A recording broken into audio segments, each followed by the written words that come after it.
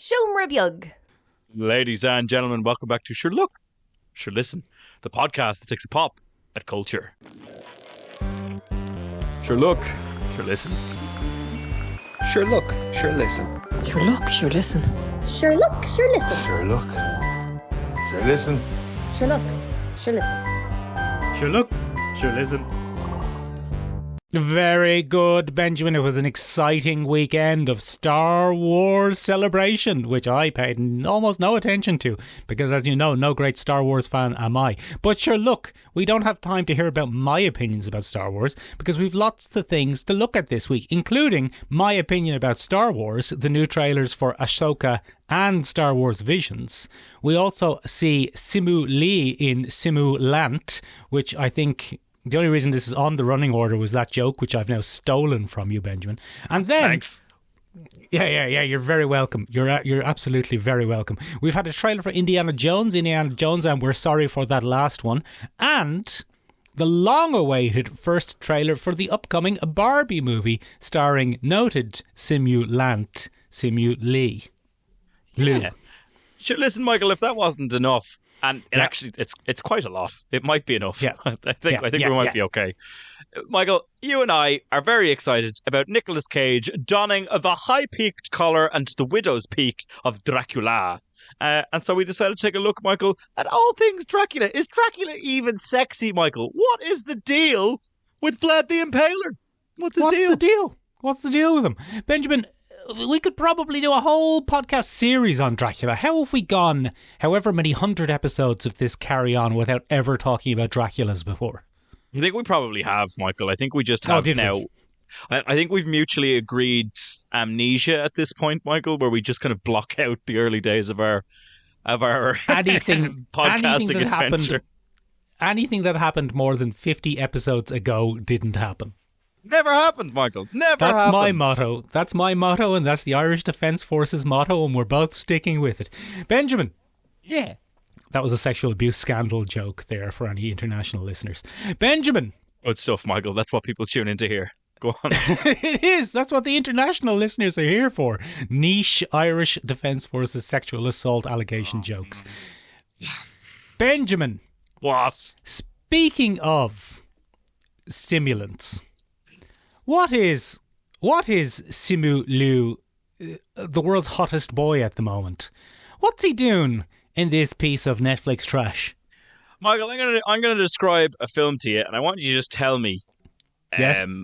what it is. You'll guess it immediately. Right, I'll guess it. Michael, Blade Runner. the future.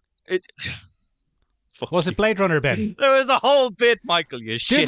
Do the bit. I'll pretend. Michael, in the future. Yeah. Things aren't great for humans. Blade Runner. Very good, yeah. There's an awful lot of menial labour being tossed about, Michael, and nobody really wants to do it. And somebody says, wouldn't it be better if we just came up with robots to do this for us? And somebody else goes, yeah, but robots kind of freak me out, man. It's like, oh, no, well, I'll just make them really, really human. And then you'd be like, does that not open up a can of ethical worms? And then they'd be like, no. We'll just limit what they can do.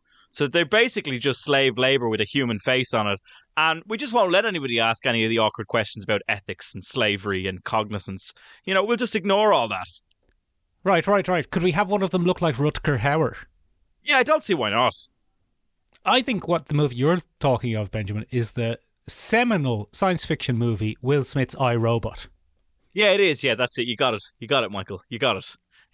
No, I'm actually talking about the upcoming, sure-to-be classic, because it stars Robbie Amell, and as we all know, anything touched by Robbie Amell, Michael, is bound for stratospheric success. What does Robbie Amell have over someone? What does he have? What secrets does he know? I don't know, Michael, but it's fucking good. Whatever he has is great. We should torture Robbie Amell. Oh, he's got some serious juice in Hollywood, Michael. And I, for one, don't understand it. Now, Michael, stick Robbie Amell in a quirky, bloody afterlife comedy, for example. Oh, I forget the name of the quirky afterlife comedy he's in a digital afterlife. I don't know. I've never heard of it. Is it good? I'm dead and now I'm on a computer. Yeah. Yeah. And I'll watch that. Michael, why does he keep doing serious sci-fi? Who keeps letting him do this? Who keeps putting him in serious leading man sci-fi dystopias for some reason? And Michael, why would you punish him? Why would you stack him against an infinitely superior actor like Simu Liu and say, no, act your heart out against that, you son of a bitch. Yeah. Act your heart out against this much more interesting person. Very, very strange altogether. And I mean, how is it not just Blade Runner? That's what I'd like to know. Michael, this is every significant AI semi-robot movie we've seen in the last 15 years put into one. This is a little bit of Blade Runner 2049. There's a dash of not almost human. What was that other one? Oh my Black God, Mirror. why can't I remember any? It's Black Mirror. It's that episode of Black Mirror with Donald Gleason. I think it was Almost Human. With No, the what's simulant the one- cops. But Almost Human. I'm on the money there. Yeah. And there's another one, Michael, where the fella gets taken over by a new AI implant and he's very good. He fights like a robot. What was that? Oh, yeah. Not Extraction. With the guy who looks like Tom Hardy in it. Yeah, he's a Tom Hardy knockoff. Logan something. Yeah. There's a computer chip in my brain, I think it was called. There's a computer chip in my brain and it murdered my wife. Yeah, and it showed me Kung Fu. It showed me Kung Fu. It's a little bit of all of that, Michael, by the looks of things. It's just a really piss poor, right down to the name Simulant, Michael. It's too close to Replicant. Yeah. And it's too close to Simu Liu. And Simu Liu is playing a Mr. Robot type character by the looks of things, Michael. Oh, yeah, he would be, yeah. He's He's sort there of doing web anarchist. Yes, he's there doing a hack.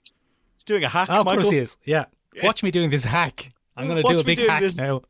Well, you Michael, see how many and he- keyboards I have. Michael, he says, oh, I just want them to have rights. I just want the simulants to have rights. No, he doesn't. There's something That's all he sinister wants. going on here somewhere. That's all he wants. It. And for some other unknown reason, Michael, Sam Worthington is in this film as an anti-replicant cop, a Deckard. Was that Sam Worthington? That's Sam Worthington was just in one of the biggest movies of all time, Avatar 2. This time it's wet. Electric Boogaloo. Sam Worthington, Michael, is in this film as Deckard, or as Carl Urban, or as Will Smith. It doesn't matter. Pick one of your robot-hating cops from fiction. That's Sam Worthington in this. Sam Worthington famously hates robots, though. Everybody knows that. But it's the same. It's not as even Will a casting Smith choice. or Carl Urban. They all hate robots, Michael. Everybody hates robots. Everybody hates simulants, except Ryan Gosling. He was for them. He was all for them, but he wasn't originally, Michael. He started out not liking them too much. Yeah. He was one, you see. It was kind of a self-hatred sort of thing, like you and being a white man. Yeah, oh man, what I'd give to not be a white man, Michael. The things the things my species has done. It would be great for the podcast, Benjamin. Benjamin, Yeah. I can't remember the name of that film where the computer chip teaches the man kung fu. I'm gonna have to look it up now, Michael. Michael, it was bloody Upgrade. Upgrade has him doing all the kung fu because he's got a microchip in him. Oh, there's a chip in my brain and I'm Logan Marshall Green. And Michael, typically of this genre of sci-fi shenanigans ruining humanity, there's a very unique name given to that comedy starring Robbie Amell. It's Upload. Oh, classic Robbie Amell. Just his life is derivative. But Michael, let's be honest. Anything that Robbie Amell gets his hands on is going to get a slightly like something else title.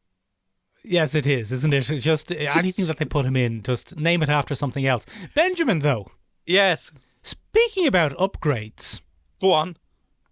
The whole Star Wars Rebels gang are real life now. Lads, everybody's getting a live-action Star Wars Rebel. Star Wars Rebel, Ashoka, it's that, but now it's in 3D and real. Yeah. Ashoka. And it's got real people. Yeah, everybody's getting it. Everybody's played by real people now. Benjamin, I have seen some of Rebels. I have seen some of Star Wars Rebels, but not all of it. So I have to say, this trailer left me up the river with knowing what was going on. I know some of the characters, but I don't know what's the exciting bits and what's the not exciting bit. Michael, there's so many sort of exciting things in this trailer. Ashoka's coming back there? first. Yeah. I So can't first of- tell. I can't tell what I was supposed to be excited by or not. So Ashoka is there. Michael, and Ashoka, obviously we got from the Clone Wars, the Dave Filoni kind of early days.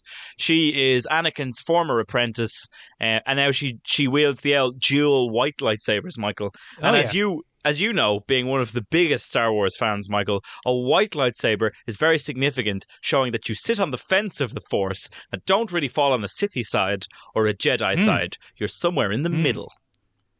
A grey Jedi, I think they were called in the old canon. That's what they are, Michael. And you know that because you're a big ass Star Wars fan. That's what you are. Big, yeah, BASWF. That's balls. what they. That's balls. You big old balls. Yeah. That's exactly what you are. Oh, terrible work across the board, Michael. But yeah. We got a few more, Michael. I suppose the one that people seem to be most excited for, Michael, is we got a little glimpse of Thrawn. Grand Admiral Thrawn, Benjamin. I know who he is because he used to be in the old books. Yeah, but those old books aren't canon no more, pal. They're gonzo. Oh, no. So you can get the fuck out of here. He's a blue fella. He's a blue fella. He is, yeah. He's absolutely a blue fella. Yeah, he's a blue fella. Not uncommon in Star Wars. Very uncommon in real life, Michael. Yes, unless there's a severe case of hypoxia.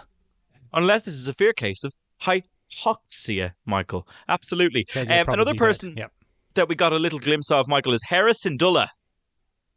I know who that is. She's the pilot. She's the pilot. That's exactly who we got to look at, Michael. She's a Twi'lek, Ben. She's a Twi'lek, Michael. Famously, Michael, I once had the misfortune of doing a little deep dive on what Twi'leks were because I was like, what the fuck is this? Is it a race? Is it a... What's going on with a Twi'lek? Do you know one of the canon things about Twi'leks is? And I don't like it. It has very, very strong... Is that they've got very sexy tentacles. They've got very sexy tentacles, Michael, which, number one, very disconcerting. Number two, Michael, they are predisposed to servitude. Oh, very good. And are therefore very popular as a slave race throughout the galaxy. Oh, that sounds dated. It's not great, is it? That's very uncomfortable for everybody. Very not uncomfortable great, Benjamin. No, not great. If your lads were in space, they'd be delighted by that. What do you mean, my lads? Your lads, your gang. Hold on. Who do you think my gang is? The white people. Oh, the whites. Yeah. Oh, my gang, the whites. I see, Michael. I see how it is. I see how it is. We got a tiny little glimpse, Michael, of one of the main characters they're all main characters, Michael, in their own way, but Ezra Bridger is there, and he's the kind of main teenage character, introduction character that we saw. There's a few rumors that we're going to get a canon Jarrus, but Michael, spoilers here for Star Wars Rebels, so listen away now. He kicked the bucket, I think, in Star Wars Rebels. I don't know who Jarrus is. Who's Jarrus? He was one of the Jedi that escaped Order 66. Oh, was he? Okay. And he was in hiding. And he was voiced by none other than Freddie Prinze Jr. himself, Freddie Michael. Prinze Jr. He was the fellow with the ponytail. Yeah. Yeah, I remember him. Yeah, of course you do, Michael. Of course you do. And the only other person that we got, Michael, was a big grown-up version of Sabine Wren, who was kind of the cool alt chick. With the funky hair in Rebels. So, Michael, I suppose if you're a big fan of Rebels, this is big news. Who are we, Ben, to yuck other people's yums, as the young people say? So, even though this does nothing particularly for me, I can genuinely see how exciting it would be to have... How old is Rebels now? Rebels it's came old out enough, in 2014, Michael, and it got 4 seasons. Okay.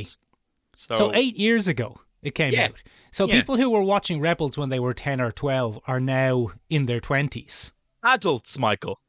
Exactly. So this is to them what the Avengers movie was to me. Probably, yeah. Seeing their childhood or their early teen favourite characters on the big screen played by real life servitude playing humans. Yeah. Great. Slightly grown up. Very exciting. To keep going. Yeah, you've got your old slave-centric race, the Twi'leks. That's good, isn't it? Oh, yeah. Some That's of your good. favourites, yeah. One of my favourite things, Michael, is the astounding ability of people to retcon things to fit uncomfortable parts of the narrative as opposed to saying, oh no, we're just uncomfortable. So why did we so often see slave Twi'leks in the original Jedi series? It's because George Lucas liked putting tentacled women in bondage, Michael. But rather than just say, well, we don't do that anymore, we said, oh no, well, genetically they're predispositioned towards servitude. So that's why you saw that in the original Star Wars Great stuff, yeah. Great stuff. Great fucking stuff. Ah. I'll tell you what, though. Yeah. At least there's another season of Star Wars Love, Death and Robots coming. Yeah, we're getting a second season, Michael, of Star Wars Love, Death and Robots. It's called Star Wars Visions Volume 2, Michael. This one's quite significant because we're going to get a few Irishmen to spas. Are we? Are there going to be a few... Were there not a few Irish people in The Mandalorian there on that fishing planet? Probably, yeah, probably. Remember everyone in their Aran sweaters? Yeah. That fish species was actually predisposed to famine, so that's why they were Irish. That was what that was. But Michael, Cartoon Saloon here in Ireland did one of the shorts. Did they get one out of here down in Kilkenny? The lads down in Kilkenny have been busy animating away, and they've produced a Star Wars short, Michael. We're also getting another kind of beloved British studio. Aardman are doing one of them. Oh. Yeah, them off the Wallace and Grommets. Oh, they're doing a stop motion, are they? They're doing an stop motion Star Wars, Michael. We're going to get a few of them. It looks pretty good. I don't know. I didn't see Star Wars Visions Season 1. I remember you talking about it. Did you like it? Yeah, I mean, it's just Love, Death and Robots with lightsabers. Love, Death and Droids, I suppose you could call it. I think that'd be a pretty good one. Jedi, Sith and Droids. That'll probably be a decent one. And Michael, come here to me. Look, it's a nice way to enjoy Star Wars. It's a risk-free way to enjoy Star Wars without somebody going, hey, Canon! Hey, you! Grand Admiral Thrawn is blue! I think you'll find he's more of a dark navy than a light Azurian blue, as in episode 6. This is ridiculous. This is ridiculous. Star Wars is dead. Woke culture gone mad. So, yeah. Michael, there's a lot of Star Wars news this weekend because they had their Star Wars celebration, which I thought they had. Yeah, which I thought they had on May the 4th, but it's not. May the 4th is when they're releasing a lot of this stuff. For example, Jedi, Sith and Droids, Volume 2. Okay, Volume 2. That's when we're getting that. So anyway, look, we're getting more live-action Star Wars, which I don't think anybody asked for, but... Yeah, The Mandalorian Season 3 doesn't seem to be doing very well. Oh, shit, Michael. It's real bad. It's real weak compared to the previous... They've lost... They're too broad, Michael. They've lost the niche, and they've gone back to... One of my biggest gripes, Michael, about Star Wars is destiny. And I've said this before to you. Everything is destined to happen. It's the midichlorians steering the universe in one direction or the other. To which I say, what's the fucking point then? You know, if there's so much fucking destiny, surely all the Jedi can just sit back and go, no, this is destiny. This is how it's supposed to work. Yeah. One of the things we loved about The Mandalorian in the beginning was it was a fairly self-contained story about a Mandalorian. Exactly. It wasn't the main Star Wars story. But The Mandalorian seems to be very gradually becoming, this is the main Star Wars story. This is the main Star Wars story now. Do you remember all those characters that Dave Filoni introduced? All tied in. All together. Everything just revolves around The Mandalorian, Ben. There's even rumours swirling that Pedro Pascal has had a Henry Cavill-esque butting of heads with the showrunners. Oh, is this another one now? Well, I would imagine, Michael, since you say... Well, this is a strong statement. But since you very much gave Star Wars a much-needed bolstering with your character of the sturdy bounty hunter who swept the galaxy with a heart of gold. Yes. I would imagine you would get quite pissed if all of a sudden you found yourself being written completely out of the series. Yeah. And the Mandalorian turned out to be Bo-Katan. Yeah, and now it's all about Bo-Katan. And that's fine. But the other thing I find very funny, Michael, is at the end of the last episode that I watched, which I think was episode 5, spoilers for 2 episodes behind now, but she was allowed to take her helmet off. So the armourer put poor old Din Djarin through all that. She was like, you have been exiled from the community, and unless you bathe in the mines of Mandalore, you can't come back. So he does that, and he goes through all the trials and tribulations. Then she turns around to Bo-Katan. She's like, you're going to walk in both worlds. It'll be you. You can wear your helmet, or you can not wear your helmet. It's up to you. What a load of shite. It's up to you. You've got a famous face of Katie Sackhoff. Benjamin. Yeah. Speaking of Star Wars, the biggest reveal of the Star Wars celebration was that they're doing more Star Wars films with more Rey. Everyone's favourite character, Rey. Everyone's favourite character, Rey. So 15 years on from the events of the final Star Wars film there, Michael, we're going to be getting more Rey, which is personally what I was looking for from the Star Wars franchise. That's all I've ever really wanted is more Rey. It was. Yeah. That you can find it. You can hear all about that on my other podcast, Michael, Ray of Light: How One Woman Could Save the Star Wars Universe. And that's my favorite podcast to do. And I just get on with other Star Wars fans, and we just talk about how if we put Ray in all the other Star Wars stuff, it'd be better. Our put latest her in the Mandalorian. Yeah, give our her some latest Mandalorian armor. Our latest episode was about how Ray should play both Grogu and Din Djarin at the same time, and how that'd be really great. Ideal. And you mean specifically Rey, not Daisy Ridley, the actress who no one has anything against. Ray of Light. Yeah, it's called Ray of Light. It's not called Daisy Ridley of Light. No. Yeah. So Michael, we're getting more of that, and the internet's favorite shipdom, Kylo Ren and Rey Skywalker.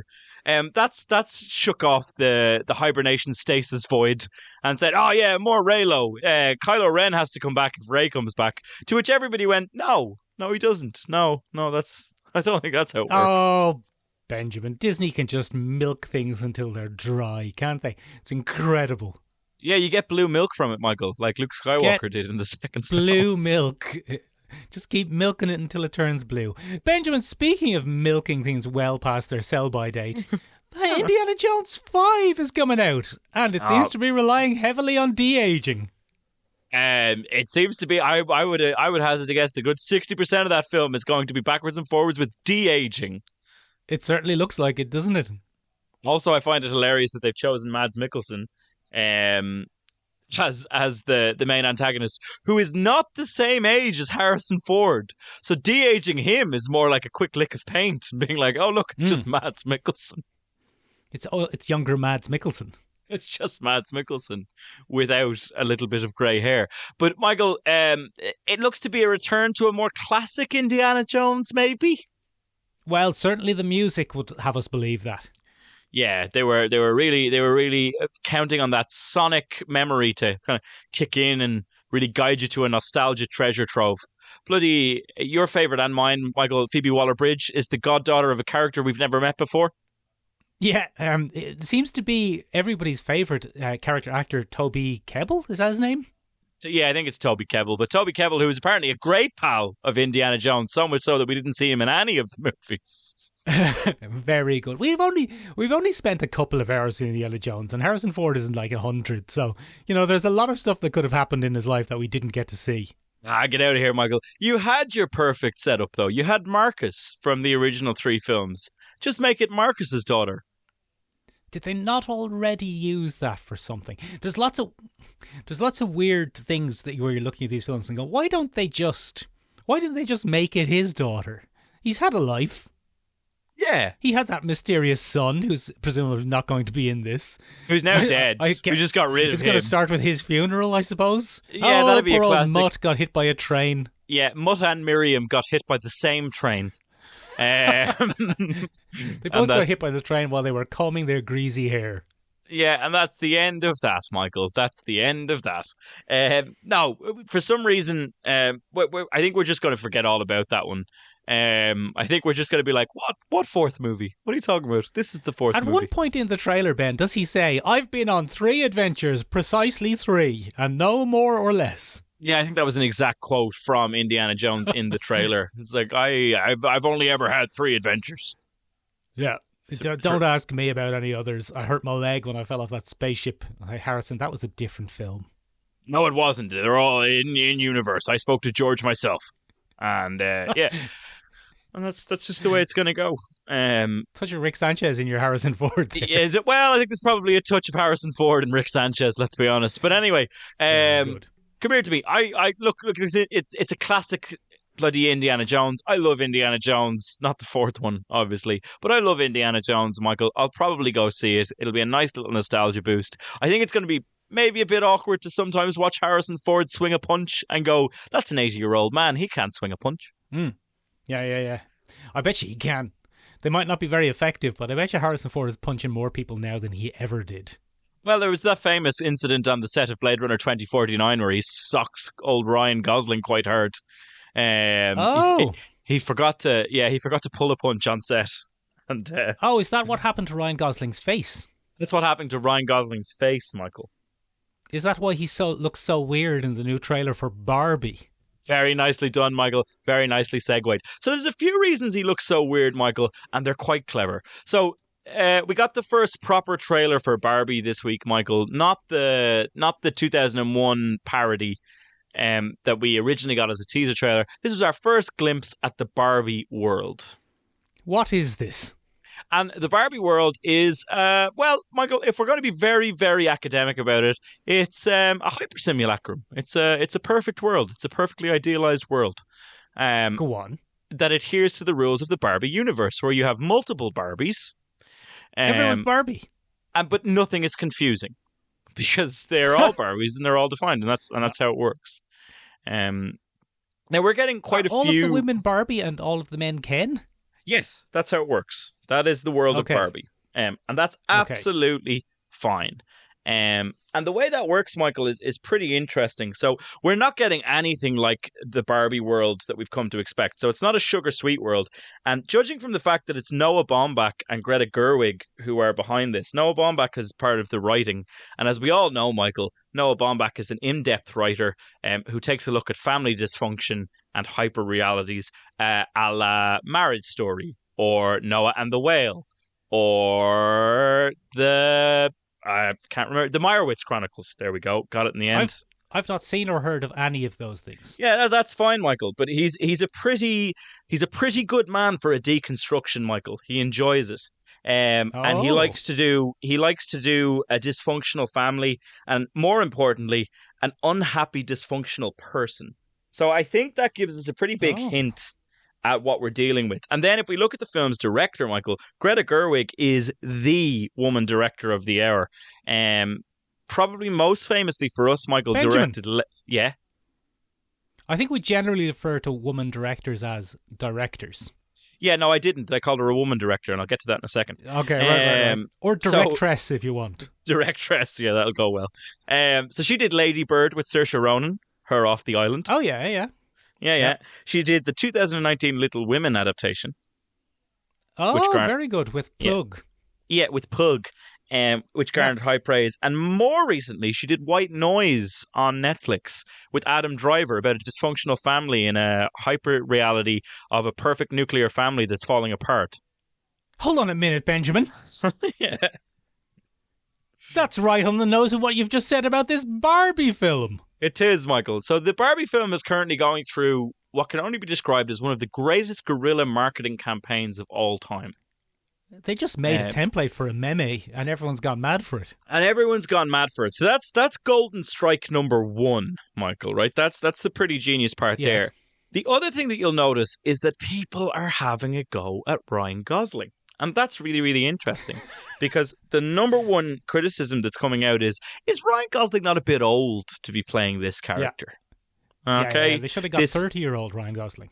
Now, Michael, that's exactly the point of the film. And that's exactly the point that someone like Greta Gerwig, in the type of directing and stories that she enjoys, would be trying to make. It's very, very interesting. And there's kind of a marketing conspiracy theory behind this, Michael, that the commentary we're seeing online is very much manufactured by the movie's marketing department to directly highlight the sexism that is more commonly directed at women in these roles than it is at men. The reason that Ryan Gosling looks so weird is intentional because Ryan Gosling has aged out of the eye candy role.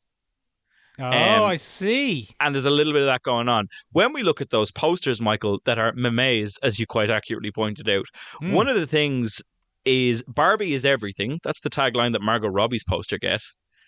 Yeah. And Ken is just Ken. Yeah. And that's what we get. And I think, Michael, we're going to see that on repeat. We're going to see a very competent Barbie in the form of Margot Robbie who is going to strike out on her own, break out of the hyper simulacrum of the Barbie world, the Barbie Malibu world, and we're going to have Ken as kind of a tagger on, a kind of a schlubby, down on his luck loser, Michael. A real Jake Johnson type character. A real Jake Johnson type character, Michael. Exactly. And I think what we're going to get, Michael, it looks to have some very, very strong comedic chops. I'll beat you off right now is quite funny, Michael. Yeah. I won't lie. Everybody loves it. That made me laugh. Simu Liu knocking it out of the park as Asian Ken. He's in everything now. Yeah. One of the things that's quite interesting about this, Michael, is the deep Barbie cuts on the lore that we're getting. We're getting deep Barbie lore here. Deep Barbie lore. Okay, right. We are. I feel like we've missed a trick by not doing an episode on deep Barbie lore. We could have got a woman on. I think we still might, Michael. I think we still might. Very good. One of the characters that we got, one of the characters that you saw, there. Michael Cera is one of the Barbie dolls, and you could see that he was he's quite clearly possibly homosexually coded, because he gets very excited when both Kens are talking about beaching each other off.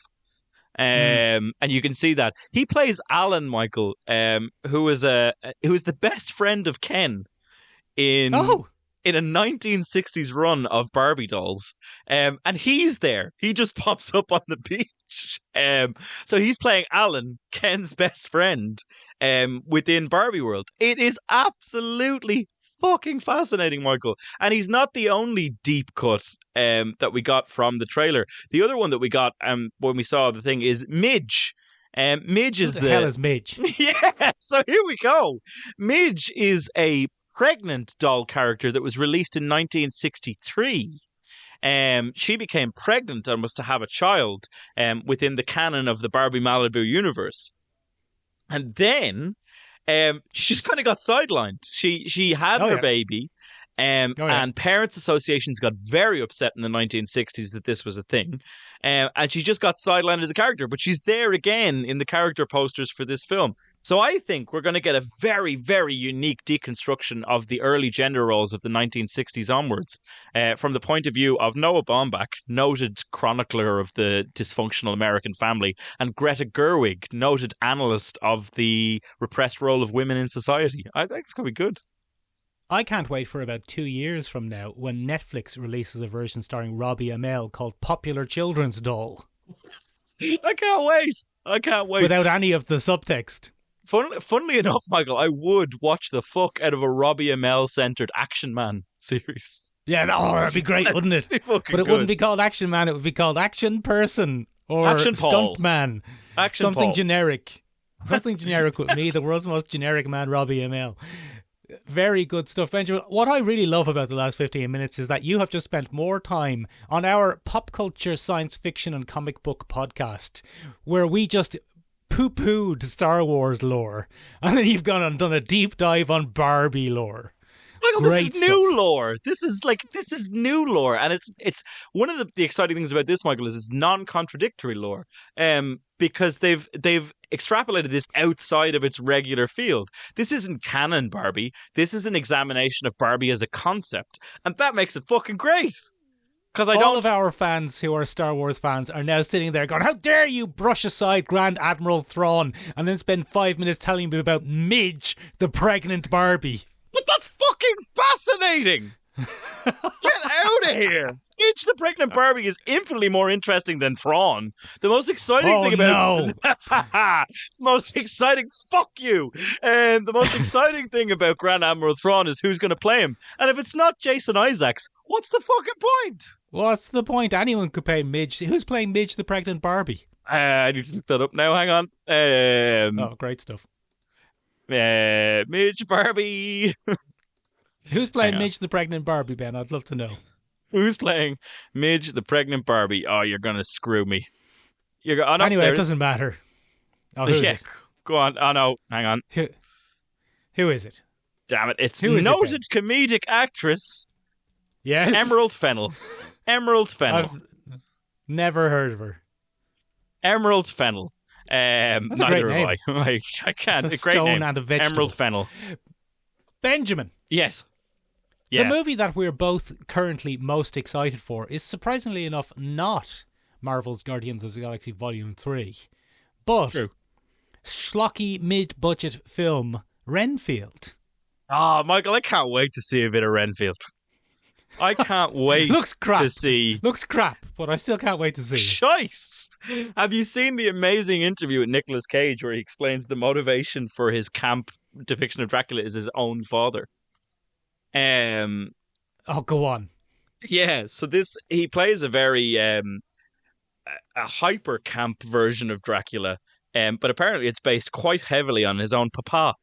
And the strange kind of needling rhetoric that he used to employ against Nicolas Cage as an actor. He was like, "You'll never be an actor. It just won't happen. You're just not going to make it." And so apparently, Nicolas Cage is channeling all of that into his version of Dracula. That's fascinating, Benjamin. And I've also just realised, doesn't Nicolas Cage have a direct line to one of the biggest Dracula movies of all time? Yeah, his uncle is Francis Ford Coppola, Michael. Yeah. I forgot that. Yeah, Is his father... Is that not why you watched the movie Dracula? No, completely unrelated. I've only just remembered that Nicolas Cage is a Coppola when you brought that up. Amazing. Oh, Absolutely Michael, fantastic stuff. I assumed that was the exact reason that you were bringing it up, and I was slowly cueing you in to bring that up. Michael, no, Nicolas Cage's father is August Coppola, who is a literature professor in his own right, but he's the brother of Francis Ford Coppola, so that is his great connection to Nicolas Cage is his nephew. And did Gary Oldman also base his portrayal of Dracula off of August Coppola? No, he did not. He did not. Oh, well, that is a real shame. Benjamin. It is, yeah. We put up one of our famous Sure Look, Sure Listen podcast polls that we do every Monday. Michael, it went so well. See, each one is going better than the last. We've never had as much social media traction as we have in the last couple of months. What's going on? But anyway, what we put up was the best on-screen Dracula. We put up one of our polls, Benjamin, and we put up who's the best on-screen Dracula. What I think you've done on purpose is chosen 4 pretty obscure ones. However, the deep cuts, Michael. I'm all about the lore this week, Michael. The deep lore of Dracula and Barbie. So very good. So we put up on the poll, Benjamin. We put up, first of all, Gary Oldman from 1992's or 1993's Bram Stoker's Dracula. Yeah, from Francis then Ford Coppola. The next person, Ben. Yeah. We put up Claes. Is that how you pronounce that? I think it's Claes, but yeah, go on. Claes Bang. Yeah, from 2020. I think it's from the BBC's Dracula. In 2020, yeah. In 2020, you've put up Adam Sandler, who I forgot was a Dracula, but yes, he was a Dracula in Hotel Transylvania. He has been a Dracula 4 times in the Hotel Transylvania series.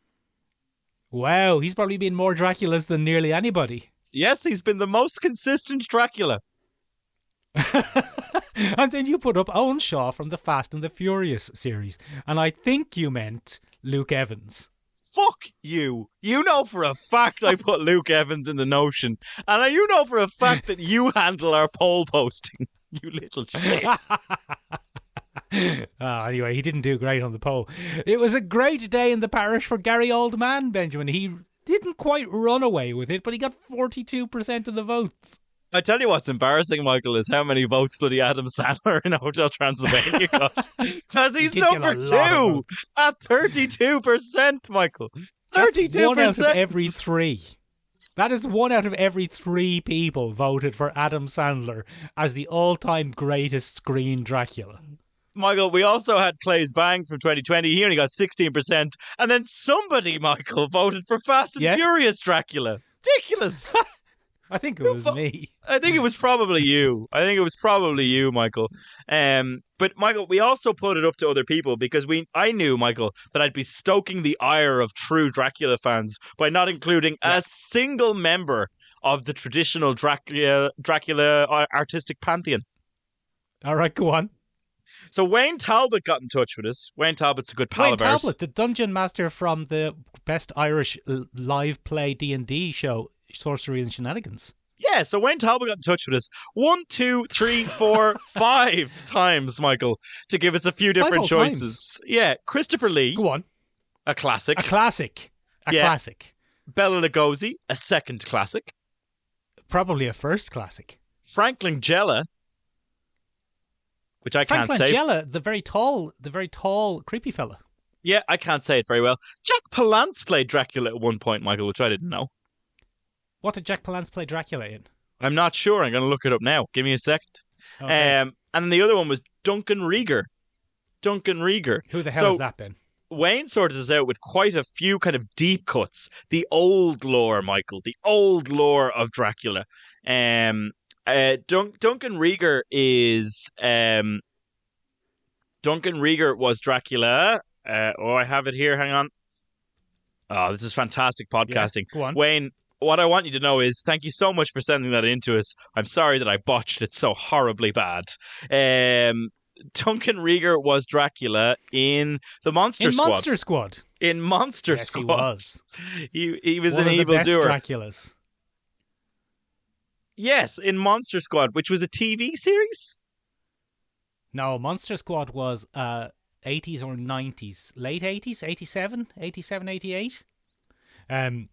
87, Movie 88, okay. where a bunch of kids teamed up with some classic Universal monsters in a kind of Goonies meets classic Universal monsters movie. It is great from what I remember like it. being a child of that era. I like it. Jack Palance played the titular character in a 1973 adaptation of the film. Oh, very good. Never seen it. Yeah. Never seen it myself. It Was sounds he the like best a Dracula? 60% on Rotten Tomatoes. I don't know if that tells us anything. Probably not then. Probably not Probably then. not the best But he was Dracula. there. Michael, then the OG Glop got in touch with us. Good old Rachel, the first The glamorous glamorous- lady of podcasting. The glamorous lady of podcasting herself, and she said quite a few things to us as well, Michael. She said you need to get Bela Lugosi in there. So that was one. Christopher Lee got a shout out again. And then we just got a simple classic spooky Drax. And I'll take classic. Well, that's Yeah. Bela Lugosi and Christopher Lee, isn't it? They're the classic spooky Draculas. that. They're the classic spooky Draculas. Then we got a good shout out from other pal of the podcast, Shane, who said, bloody Oh, Leslie classic Nielsen, Shane, Canadian treasure. Leslie Nielsen. Leslie Nielsen played Dracula in Dracula Dead and Loving It, Benjamin, and you know very well that when I suggested this poll to you, I put Leslie Nielsen on the poll. Yeah, I know, yeah, and I didn't was put it in there. overruled. Yeah. You didn't. Um, Which I think was a crying shame because Leslie Nielsen is one of our generation's greatest Draculas. Yeah, absolutely. And then we got 100% Michael. But you see, I've stoked the ire of all the kids. Michael, we got another deep cut from Cosplay Sheriff as well. Oh, yeah. From the classic TV movie in 2000. Mom's Got a Date with a Vampire. Mom's Got a Date with a Vampire. What? And is he a Dracula in that? He's a Dracula. It's the man who plays Dracula is it's got the aunt of Sabrina. Oh yeah, It's Ant got and one- Dec, yeah. Aunt and Dec off the Sabrinas. And that Caroline Rhea played her. And then Charles Shaughnessy plays the vampire, the Dracula vampire. Charles Is he a Shaughnessy. Dracula or is he a vampire? He's a Dracula. He's a Dracula, but he's just he uses an alias, Michael, so he won't be caught out. Alucard. Alucard, a classic Alucard. And then Irish fashionista 777 got in touch with us in Castlevania. The old Dracula from Castlevania. He's a good one. What is a man, Benjamin, if not a bundle of secrets? Is that what he says? I can't Famously in remember. Castlevania. But Michael, we got loads of people getting in touch with us. It was a great old time. Did we get anyone else? Did we get anyone else important saying any of the best Draculas? Nobody important, Michael. Benjamin, I wrote in. I wrote in because once again you ignored me. I wrote in because my favourite Dracula of all time is black shirt half open Gerard Butler from Dracula 2000. He's a sexy Scottish Dracula and he's got his shirt open most of the way down. And how dare you exclude him? Jerry B, Michael. Jerry B. Large I and tell you what, in though. charge. What? The success of this poll and the sheer number of Draculas just goes to show you that vampires aside, because we've talked about vampires a few times on the podcast, but Dracula, Count Dracula himself, is nearly a genre in and to himself. Dracula is his own genre, Michael. It's Yeah. Dracula's. It's Dracula's. So, That's what it is. Benjamin, inspired by watching Super Mario Bros. Last week Yeah. and how everything in the 90s was very sexy and sleazy, Yeah. I decided to watch 1993's Francis Ford Coppola's Bram Stoker's Dracula. And I tell you what, very sexy. Very sexy. Too sexy. Uncomfortably sexy at times, Benjamin. I was glad I wasn't watching it with my mum or dad. Lascivious, Michael. Lascivious, the lot of them. The filth of it, Benjamin. There's all sorts of sexiness. The erotic charge to this film, Michael, is insane. Unbelievable. Yeah, go Only on. could have been made in the 90s. One of my favourite moments, Michael. Ladies and gentlemen, it's rare that Michael will bless me with a little play-by-play account, but I got a little play-by-play account on this particular occasion, and the first thing that I got from him, Michael, is look at this armor. I hope this is unnecessarily sexy and sleazy, and it's because It was. Gary Oldman at the beginning of this film, ladies and gentlemen, is wearing some kind of oiled, muscle-like armor. It looks like the Yeah, it's sinew and cool. muscle of the human body, and he's romping striated around. armor. Yeah. Another one that I got was, and this is a direct quote: "Does Jonathan have a big dick?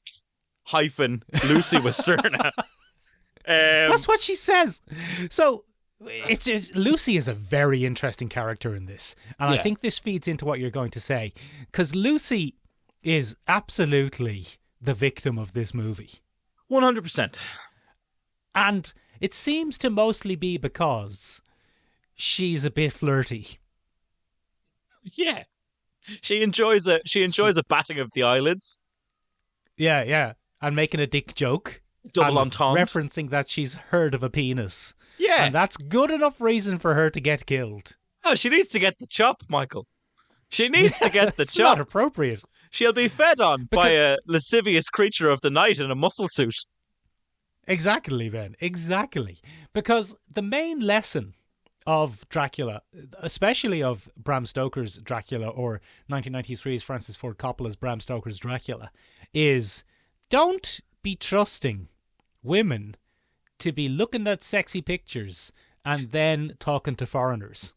Look, foreigners, if you let your woman talk to a foreigner, you've lost her to the forces of darkness. It's all over. Yeah, if you all let over. your woman look at sexy pictures or meet foreigners, then you're in a lot of trouble now. And the only thing that's going to get you out of that trouble is gathering a bunch of men and going and beating them up. Now, lads, if anyone from Aintu, the Irish Nationalist Party, is listening to this and feels the urge to clip it out of context, fuck off. Piss off. Stop that. Put down the editing software. It was the 1890s. Nobody liked foreigners then. We're being silly. We're being intentionally silly and facetious. Come here to me. Michael, this What is is 1993's Bram Stoker's Dracula by Francis Ford Coppola is a very faithful adaptation of the novel. Reasonably. Reasonably, right down to the themes of that lad looks a bit foreign, best not let him talk to Lucy. Too fucking late. I don't think he ever talks to Lucy. Lucy just gets picked out. I think it's Lucy's sheer lasciviousness attracts Dracula to her in the first place. Dracula is attracted to corrupted forms of the West, Michael, and because Lucy has watched one too many Carry On films, she is therefore a prime target for corruption by Dracula. That's how it works. You know, Well deserved, in my opinion. well deserved, Michael. To quote another one, to quote another absolute gem that I got sent in the middle of your viewing pleasure.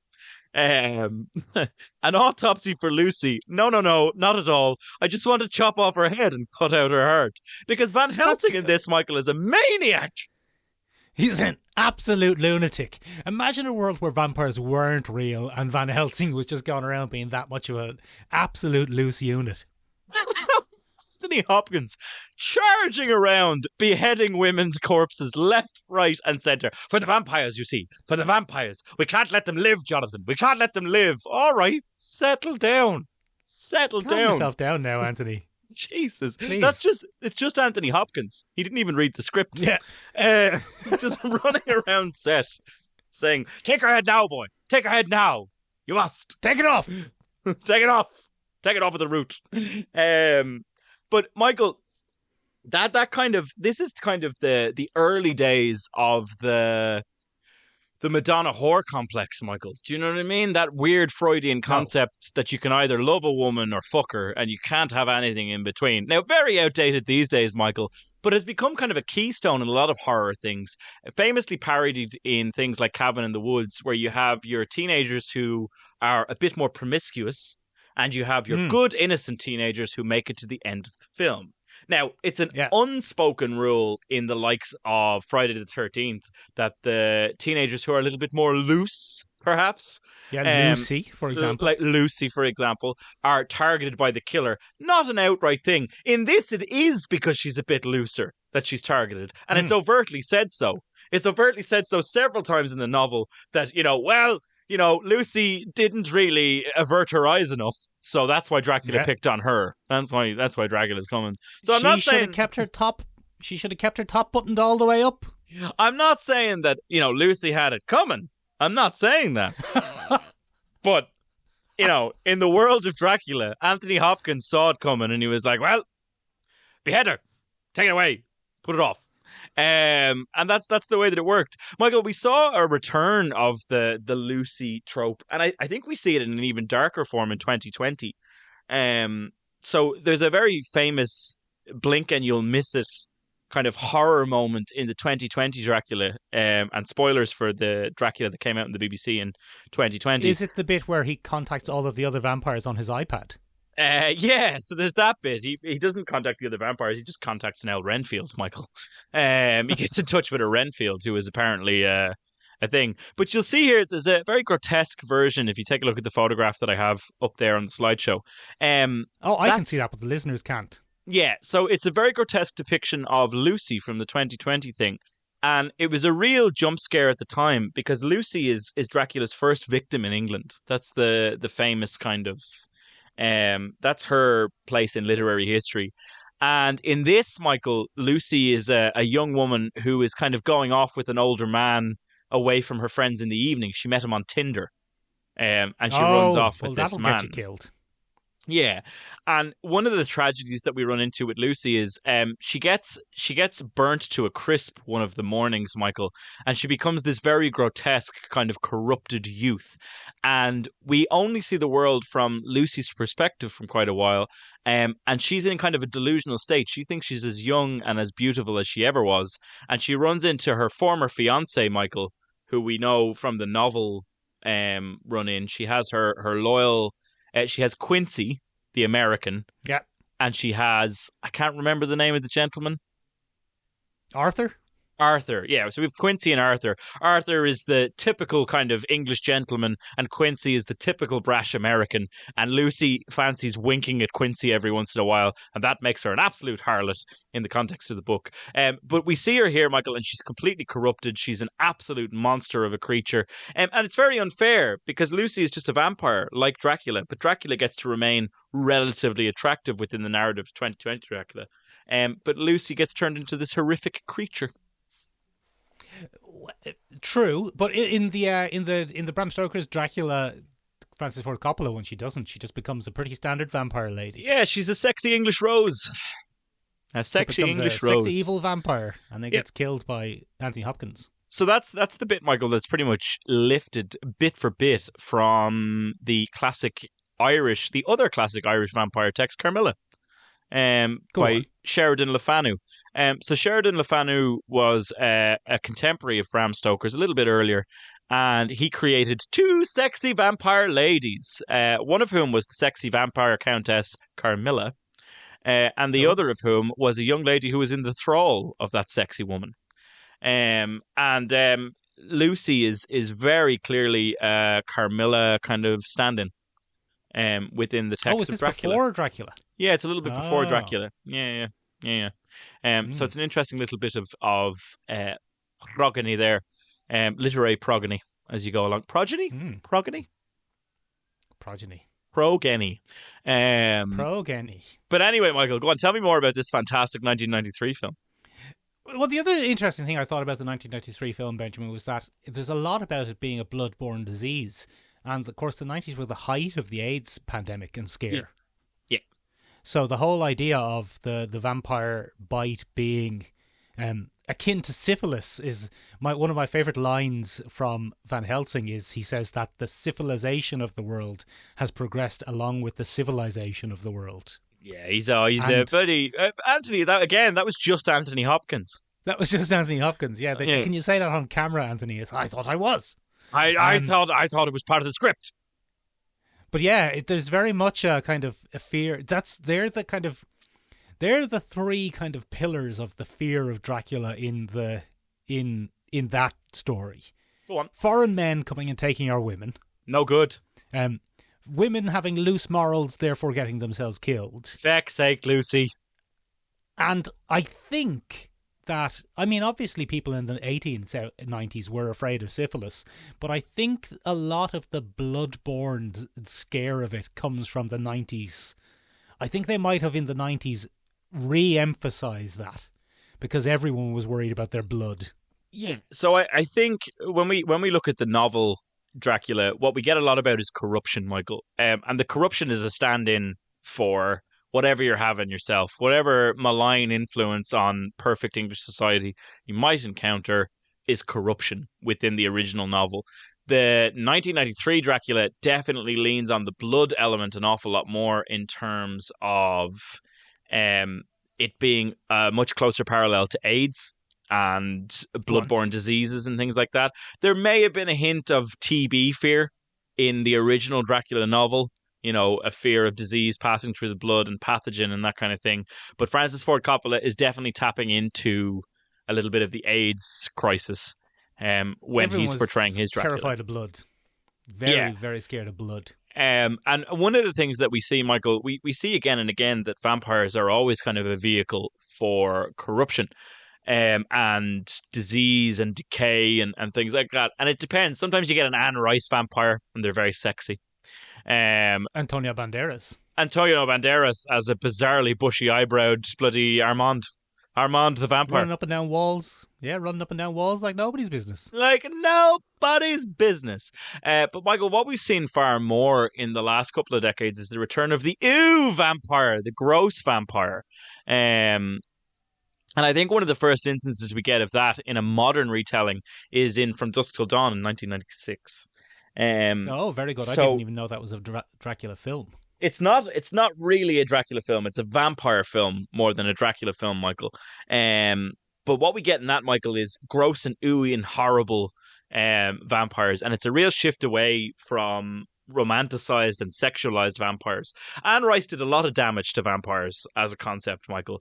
We got the super sexy vampire from Anne Rice. She took all the kind of Victorian waifish elements of Dracula and just kept that instead of the bits where Jonathan Harker was like, God, he's a grotesque man. God almighty, this man is uncomfortable disgusting to look at. He's horrible. One of the things that I always find so interesting, Michael, is in the Anne Rice sexy depictions of vampires, they're very, very hairless. The original Dracula, Michael, is described as having a big, bushy, white moustache. Dracula is canonically a big, bushy, bearded man. Like Santa. Yeah, like Santa. But he doesn't have the lower bit. He just has a big, bushy moustache. Very good. And it's kind of silly, but he's not grotesque in Anne Rice's depictions.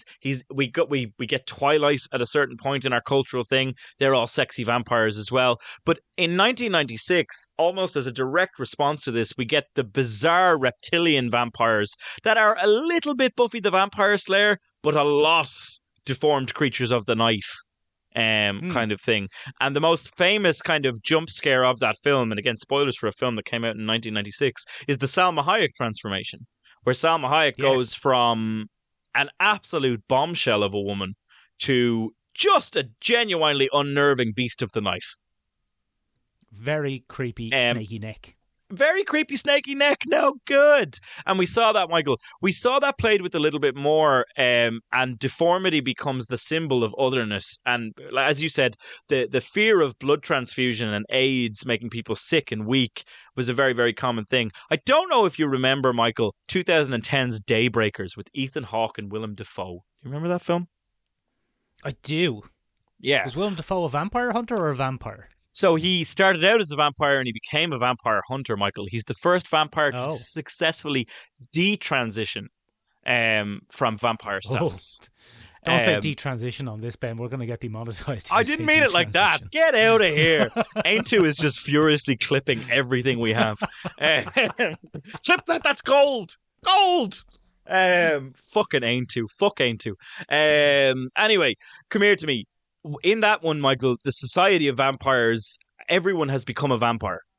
Because a vampire Everyone is vampires. Everyone is vampires, Michael, because it was offered as a better way to live a society. But it's a classic capitalist deconstruction, Michael, because everybody transitions to a higher level of life, but then they run out of resources to maintain that, Michael. Hashtag late stage capitalism. Hashtag late stage capitalism. That's on your bingo cards for today, ladies and gentlemen. That was Ben's late stage bingo. Just cross it off there. That's your one for this week. But Michael, in this society, vampires begin to cannibalize themselves when they're in the lower strata. And once again, the corruption of blood, the decay of blood comes into it, where vampires feed on their own and they become lesser beings, as depicted by the little picture that you can see there. If you'd like to see what that looks like, ladies and gentlemen, just look up vampires on Daybreakers from 2010 and you'll see that. But that gross ooey transformation is a huge part of Dracula. The monstrous deformity, the decay that Dracula represents was very much a literal depiction of the corrupting influence of foreign people, of diseases, of loose morals. Take your pick. All of these things it's interesting because all of these things represent pretty much, I think in a way, I think, and this is having seen the Bela Lugosi films and some of the Christopher Lee films and Monster Squad and Dracula's appearance in Buffy the Vampire Slayer and Dracula's appearance in Dracula Untold, the 2014 attempt at making Dracula a Marvel superhero. Which having didn't seen work. all of those Draculas, Ben. No, it didn't work. It was Luke Evans, and it was not very good. But having seen all of those, Francis Ford Coppola's 1993's Bram Stoker's Dracula is, I think, pretty much the seminal Dracula. It's a spot-on Dracula, Michael. It's great stuff. It's fantastic stuff. It doesn't adhere 100% to the book. No, as not you well know. Not 100%, For example, Michael. It makes it pretty clear, and this has almost become Dracula canon since then, but it makes it pretty clear that as far as Francis Ford Coppola was concerned, Count Dracula was Vlad Tepes. Yeah, that's not canon in the book. That's pretty much canon now, though. Yeah. These days, that has pretty much become Dracula canon. Yeah, Vlad the Impaler was Dracula. Yeah, and it wasn't always. Pretty much until the 90s, he wasn't. They were two separate grotesque monsters of history, and they've kind of merged together into one, which I think is a fascinating bit of, I don't know what the study of that would be, some sort of social anthropology sort of thing. Oh, it's definitely an anthropology argument. It's a fascinating thing to watch two characters blend into one through fiction. Yeah, but every aspect of vampires that you're bringing up now, the super sexy, elegant Victorian gentleman vampire, Dracula is that in this film. Yeah. Or the horrible deformed Batwing monster, Dracula is also that in this film. Or the inspiring madness and bug eating and gross devotion from Tom Waits as Renfield. He's that in this film. And he's all of these things for really only a scene or two each, because this film bangs along at incredible speed. It does. It just lashes along. It's because they were trying to keep Anthony Hopkins from going completely off the rails. Well, actually, it's because it was supposed to be a miniseries. I don't know if you know that about this. I didn't know that at all. Get out of town. I watched the Francis Ford Coppola. Yeah, it was meant to be a miniseries originally, and the director was approaching Winona Ryder to appear in it. Hot young thing of the time, Winona Ryder. And she brought it to she mentioned it to Coppola, and he said, "I'll do it." And it became a movie. But anyway, that's neither here nor there for what we're talking about, because what I'm saying is every aspect of vampires that you've brought up, be it from the sexy to the grotesque, or the fear of otherness, or the fear of, bloodborne diseases, all of these basically stem out of a single scene from this movie, which therefore also come from a passage in the book. Yeah. he really has the most bizarre legacy from start to finish. He is such an enduring figure. Right down to loyal adaptation, to off-the-wall adaptations, to weird extrapolations. I don't know if you remember the NBC version of Dracula with Jonathan Rhys-Meyers. Do you remember that? Where he was an American philanthropist kind of character, and he was coming to London to... Was that not Sherlock? No, it's Jonathan Rhys-Meyers. Jonathan Rhys-Meyers is Dracula. I do not remember that. You're just as well. But they keep trying to bring him back. They keep trying to bring him back and do new and interesting things with him, Michael, and it's pretty damn interesting. He just has this real enduring legacy, whether he be grotesque, whether he be ludicrously attractive, whether he be chased by Anthony Hopkins or Hugh Jackman in the guise of Van Helsing. It doesn't matter. He just keeps coming back, Michael. He just keeps coming back. Yeah. He's non-stoppable. One of the most interesting things, of course, is that Dracula is public domain. He is now, yeah. And one of the last major characters who'll slip into public domain, because the world is currently in the grip of mega corporations stopping public domain rules from applying to more recently created characters. Yes. So Dracula was created, 125 years ago, something like that? It was 1890s, 1897. 1897. So probably one of the last huge characters who'll slip into public domain in that way. Yeah. So it means everyone can just put him into their mythology. So there's a Dracula in the Buffy universe. There's a Dracula in the Marvel universe. There's a Dracula in the Blade universe. There's a Dracula. Every single universe has a Dracula. There's presumably a Dracula in the Star Wars universe. Everyone's a Dracula. Everyone's a Dracula. Yeah, it's a whole thing, Michael. We'll have to look into weird Dracula parodies for a future episode, Michael, where we look at Dracula in Star Wars or Dracula in medieval, Marvel.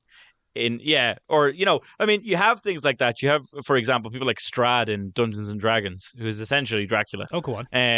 But anyway, no, I won't go on, Michael. We don't have time. We've run out of time. Ladies and gentlemen, you got your late-stage capitalist Dracula from us here this week. You're very, very welcome. You can tick it off the list. Remember, if you get 5 in a row, ladies and gentlemen, you can mail it into us and you'll get a shout-out on the podcast. It'll be great stuff. Benjamin, the entire bingo card is just late-stage capitalism. That's it. That's all you have to do. It's a real easy competition to enter. Ladies and gentlemen, did we miss any of your favourite depictions of the Count with the most? Shut up, Michael. I'm not talking to you. I'm talking to the listeners. We forgot Count Duckula, Ben. Oh, Count Duckula. What a classic. What a classic. Everyone loves Count Duckula. Noted children's cartoon character, Count Duckula. I don't know who else we forgot. We forgot Blade's Dracula. We forgot Blade's weird Dracula, the Dracula of the cinematic, the early Marvel Cinematic Universe. Bizarre stuff. Everyone has Dracula. Everyone has Dracula. Ladies and gentlemen, get in touch with us. Batman fought Dracula. Batman fought Dracula. He did. Get in touch with us in a few different Sherlock Holmes fought Dracula. For fuck's sake, fuck you. Ladies and gentlemen, you can get in touch with us in a few different places. You can find us on Instagram at Sure Look, Sure Listen Podcast. Oh, yeah. Can you? Yeah, shit, I fucked You've up the thrown ending. Me completely yeah, there, I've thrown it completely. You can find us on the interwebs at www.seanrabeog.com. SEOMORABEAG.com. It means tiny room in Irish. You can find us on Instagram at Sure Look, Sure Listen Podcast. Yes, you can. It means Sure Look, Sure Listen in English. It does indeed. You can find us, ladies and gentlemen, on TikTok these days. We're up there on the TikToks. You can find us, ladies and gentlemen. The best way to get in touch with us and to be updated on all the interesting things in life is to get up on that Discord, baby. Hop up on it. Yeah. The link is in the description, as they say, below. That's it from us, ladies and gentlemen. Bye-bye. I want to suck your blood. Next Tuesday. Next Tuesday, though. Yeah.